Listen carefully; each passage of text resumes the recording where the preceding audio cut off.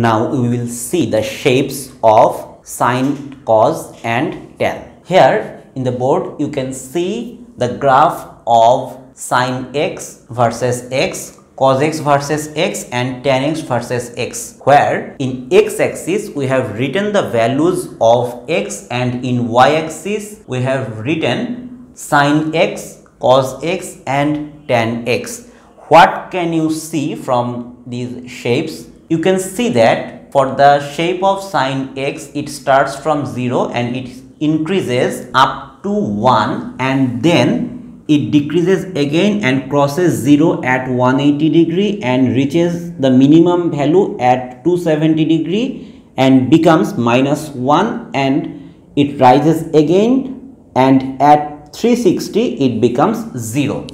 So from the neutral line x-axis, it increases a maximum of 1 and it decreases a maximum of 1. It rises 1 unit and it falls 1 unit below the line. So the maximum distance from the x-axis is called the amplitude. The amplitude of sine x is 1 and the period, the total angle it takes for a complete oscillation is 360. So the period is 360. Now what about the cos x?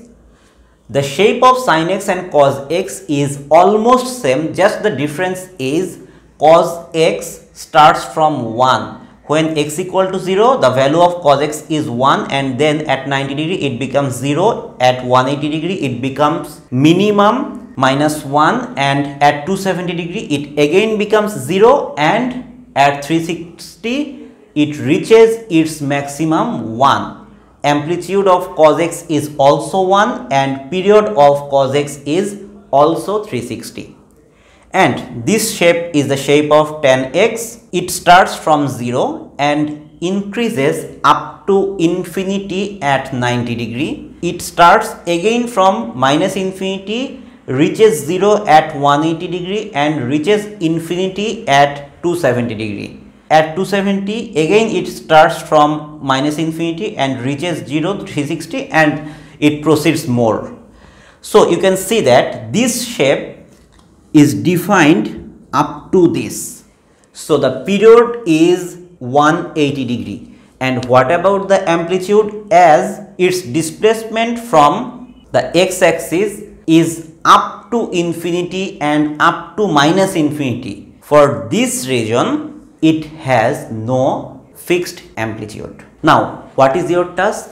Now your task is to draw these shapes again and again so that you memorize these shapes.